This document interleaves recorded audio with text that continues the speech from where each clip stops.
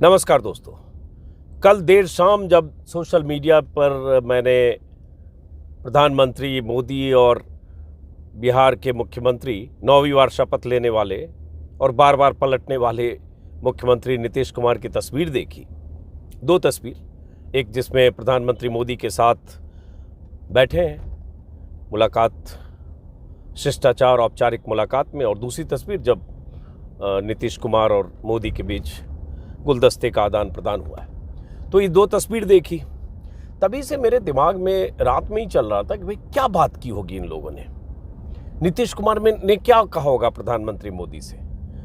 खबर आई कि करीब करीब 30 मिनट तक प्रधानमंत्री मोदी से नीतीश कुमार की मुलाकात हुई है और 17-18 महीने बाद नीतीश कुमार अलग हुए हैं आरजेडी से। उसके पहले बीजेपी के साथ थे, उसके पहले फिर आरजेडी के साथ थे, उसके पहले फिर बीजेपी के साथ थे। तो अब ये मुलाकात हुई है जब अभी बिहार में बहुमत साबित होना है और 28 जनवरी को आपको पता होगा कि पलटी मारकर, पाला बदलकर नीतीश कुमार बीजेपी के साथ आ गए।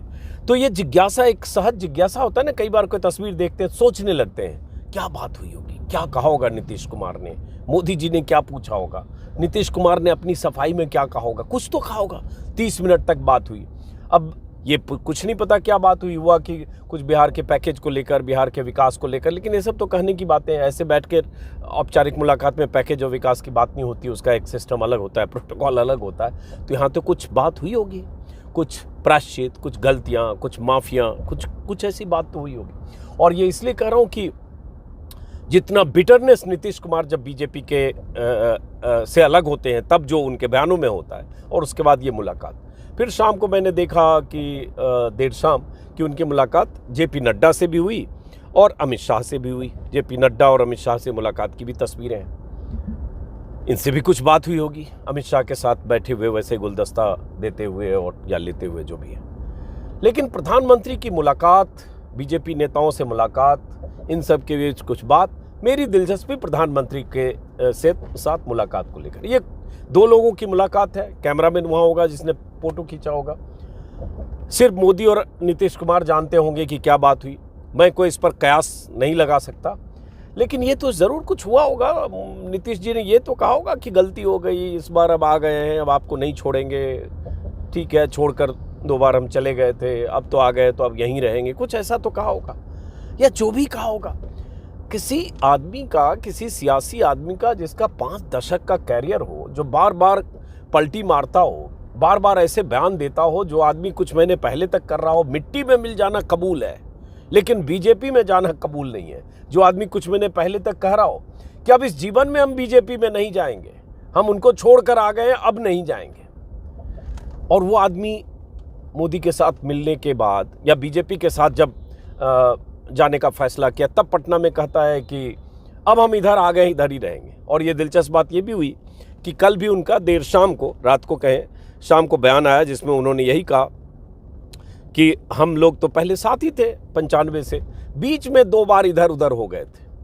हालांकि जब बीच में 2 बार इधर उधर की बात करते हैं नीतीश कुमार, तो 2 बार इधर उधर नहीं हुए, दरअसल 4 बार इधर हुए, क्योंकि आप 2 बार बीजेपी से छोड़कर इधर आए, 2 बार आरजेडी से छोड़कर इधर आए, तो 2 ही बार क्यों देख रहे हैं? 2 बार एक तरफ का हो गया, 2 बार दूसरी तरफ का हो, 4 बार, तो 4 बार तो ऑन रिकॉर्ड है। लेकिन ऐसे अगर देखें नीतीश कुमार, तो 2009-10 से देखें नीतीश कुमार का तेवर मोदी को लेकर। मोदी ने एक फोटो खिंचवा लिया था लुधियाना में नीतीश कुमार के साथ, तब नीतीश कुमार नाराज हो गए थे।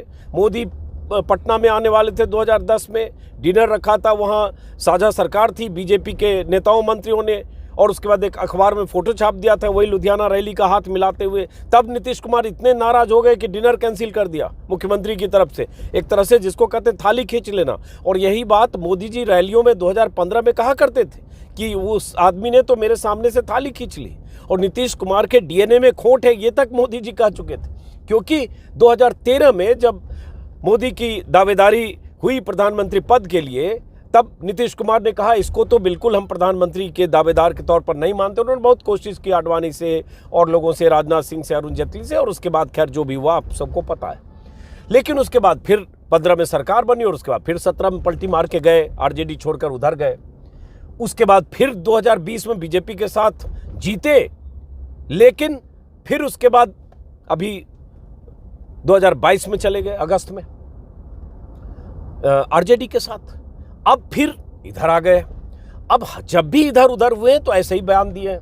और अब अगर वो कहते हैं कि 2 बार इधर उधर हो गए, अब हम इधर ही रहेंगे, जरा सोचिए, कोई दीन ईमान नैतिकता किसी तरह की तो बात छोड़ दीजिए, लेकिन बात उस तस्वीर की कि बात क्या की होगी।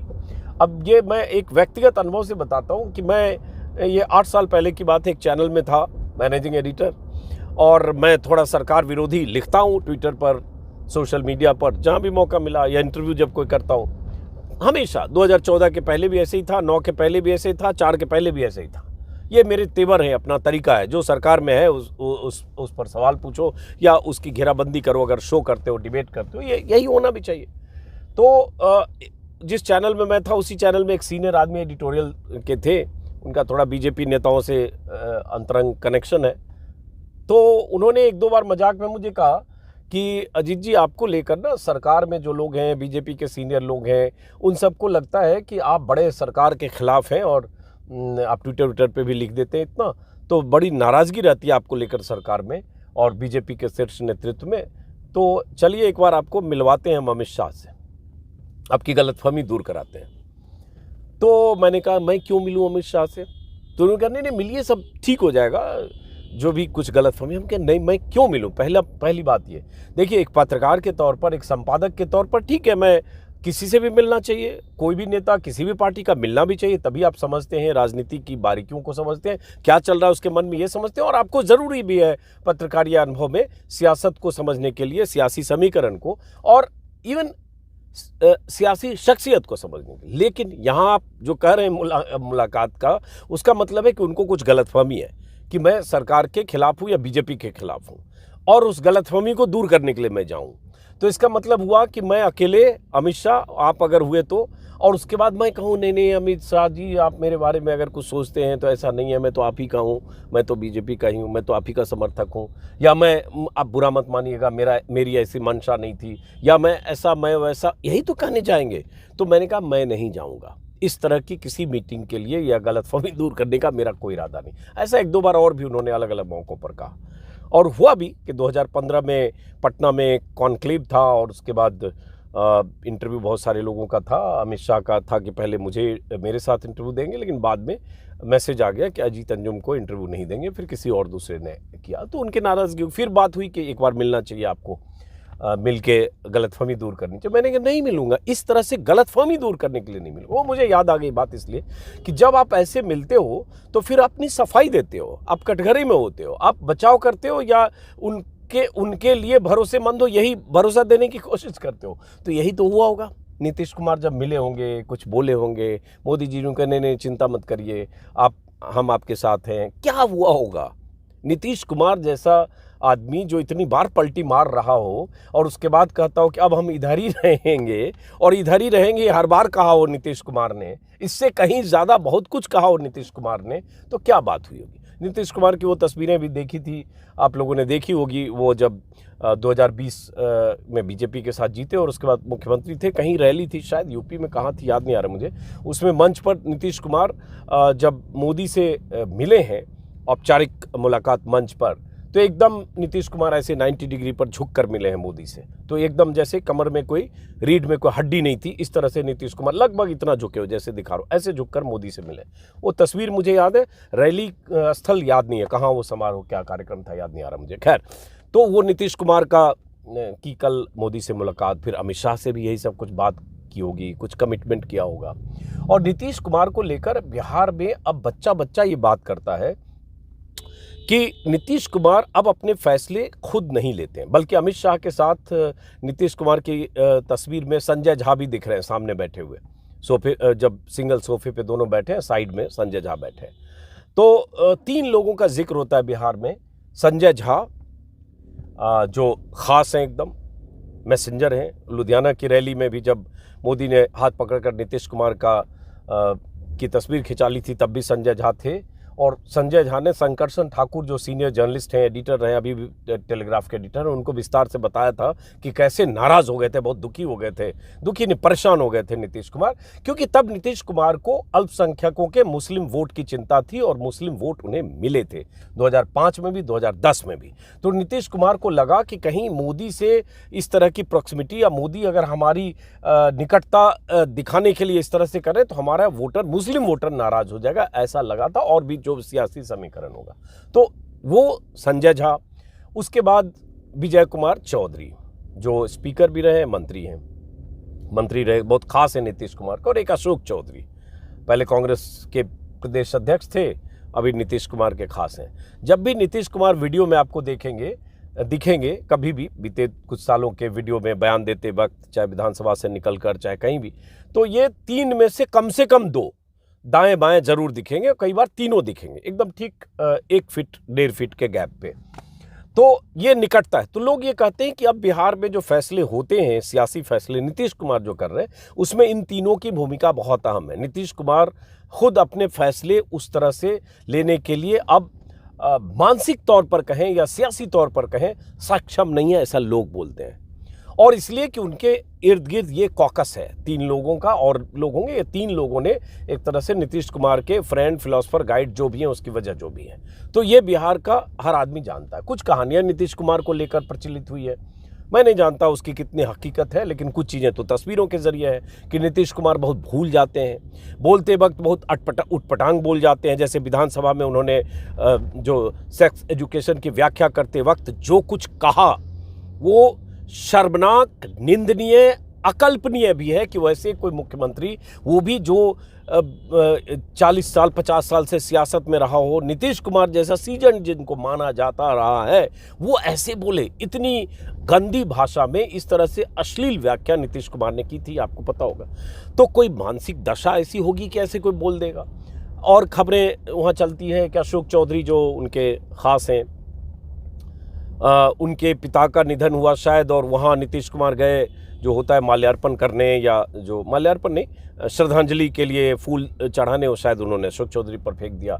कुछ और कहानियाँ तरह तरह की उनके बारे में लोग कहते हैं। कोई कहता है कभी उन्होंने कहा किसी में कुछ मीटिंग में ऐसे कहीं कि गृह मंत्री को बुलाओ, तो किसी ने कहा गृह मंत्री तो आप ही हैं। कोई कुछ और इस तरह की कहानी कहता है। कोई अफसर मिलने गए तो उससे नीतीश कुमार कुछ अलग ढंग से मिले, जिसमें मुख्यमंत्री की गरिमा कहीं कॉम्प्रोमाइज हो रही थी, उन्हें ध्यान नहीं रहा। तो ऐसी बहुत सारी कहानियाँ, ये कहानियाँ अनायास नहीं है। जब हम असेंबली में देखते हैं उनकी वो स्थिति, वो भाषण, जो भाषण उन्होंने दिया सेक्स एजुकेशन को लेकर, तो लगता है कि कुछ तो गड़बड़ है।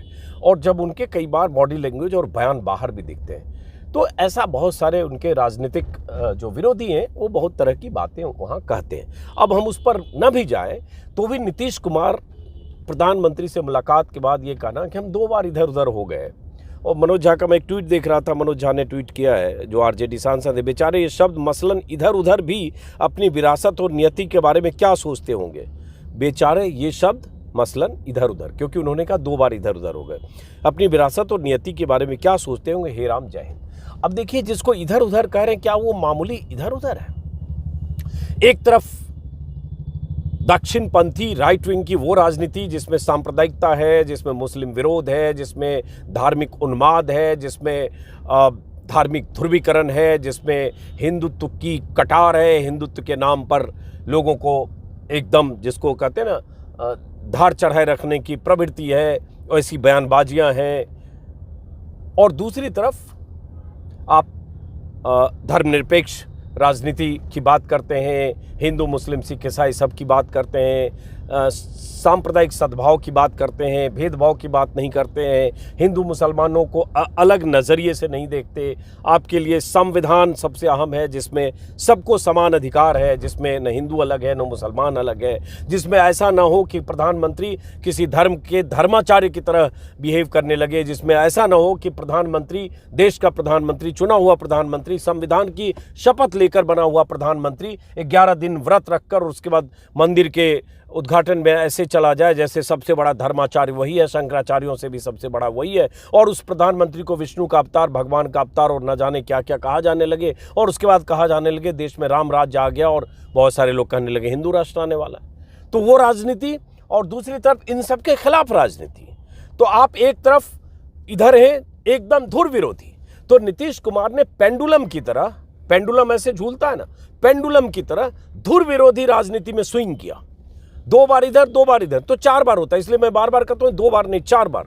उसके पहले को अगर देखेंगे 9, 10, 11, 9, 10 और 13, वो अलग बात है। हालांकि नीतीश कुमार पर आरोप ये भी है कि जब गुजरात में दंगे हुए थे तब नीतीश कुमार वाजपेयी सरकार में मंत्री थे और तब वो चुपचाप शांत होकर बैठे रह गए थे। खैर, लेकिन उसके बाद जब भी उन्हें लगा और उन्होंने सांप्रदायिक सौहार्द सद्भाव की बात की, अब कहाँ चले गए, और जहाँ चले गए जिनसे मिले प्रधानमंत्री मोदी, उनका खुद का ही भाषण है, हम कपड़ों से लोग पहचाने जाते हैं। जिस अमित शाह से मिले उनका खुद का ही भाषण है कि इतनी जोर से बटन दबाना कि करंट शाहीन बाग को लगे।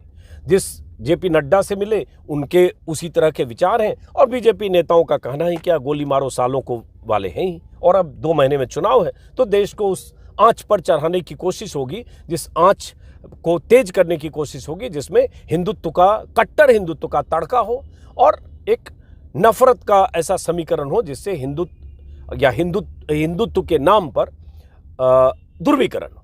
वहाँ हम नीतीश कुमार है। तो ये मैं यही सोचता रहा कि क्या बात की होगी नीतीश कुमार ने। ये बात सिर्फ नीतीश कुमार और मोदी जी जानते हैं।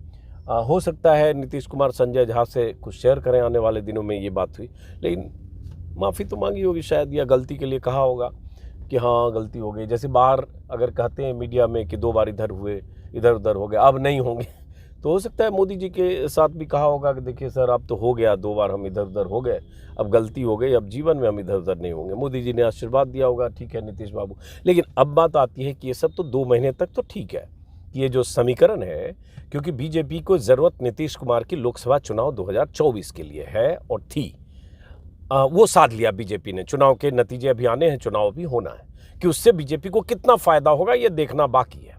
क्या जो बीजेपी सोच कर लाई कि बिहार में 17 सीटें पिछली बार जेडीयू लड़ी, 16 जीत गई, बीजेपी 17 लड़ी, 17 जीत गई, कुल मिला के 39 एनडीए गठबंधन जीत गया। इस बार उन्हें डर था कहीं 17 बीजेपी कहीं 7 पर न हो जाए या 10 पर न हो जाए, तो नीतीश कुमार को ले आए। लेकिन क्या ऐसी स्थिति होगी कि 2019 वाली स्थिति हो या बड़ी चुनौती होगी? दूसरी बात, नीतीश कुमार की स्थिति आज देखिए कि नीतीश कुमार के नेता 1 महीने पहले तक, 20 दिन पहले तक कह रहे थे कि हम 17 सीटों पर लड़े थे, 2019 में 17 पर ही लड़ेंगे। अब वो कहने की स्थिति में नहीं है कि कितने पर लड़ेंगे, अब बीजेपी उन्हें 17 सीटें देगी भी कि नहीं, ये है। उसके बाद फिर आकलन है कि 2025 में क्या होगा, इसमें कोई शक नहीं कि बीजेपी 2025 के, कोई शक नहीं मतलब ज़्यादातर लोगों का आकलन है, सियासत संभावनाओं का खेल है कि 2025 के बाद नीतीश कुमार बिहार के मुख्यमंत्री नहीं रहेंगे, अगर बीजेपी की सरकार बनने की नौबत आई तो भी। तो और नीतीश कुमार को चेहरा बनाकर क्या 2025 का बीजेपी चुनाव लड़ेगी बीजेपी, ये भी अभी देखने की बात होगी। और इससे 2025 में क्या होगा कौन जानता है। 2020 में बीजेपी और जेडीयू की कैसे जीत हुई सबने देखा।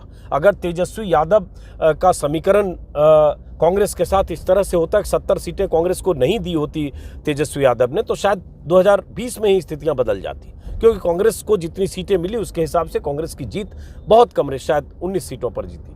तो उस हिसाब से समीकरण अगर बैठा 25 में, और नाराजगी है नीतीश कुमार से फ्लिप फ्लॉप से, ऐसे भी नीतीश कुमार 43 हो गए, और इसी फ्लिप फ्लॉप की वजह से नीतीश कुमार जो किसी समय में 115 हुआ करते थे, 115 विधायकों की पार्टी थी 2010 में, वो घटते घटते 72 से लेकर 43 तक हो गए। तो नीतीश कुमार का ग्राफ ऐसे हो रहा है नीचे। अब वो ग्राफ 24 में कहाँ होगा और वो 25 में कहाँ होगा, देखने की बात है। देखने की बात है कि प्रधानमंत्री के आशीर्वाद से और बीजेपी के आशीर्वाद से और इतनी पलटबाजियों के बाद क्या होता है। तो फिलहाल उसी जिज्ञासा में मुझे लगा कि ये बात करनी चाहिए, और कहीं जा रहा हूँ तो फिर मुलाकात होती रहेगी। नमस्कार।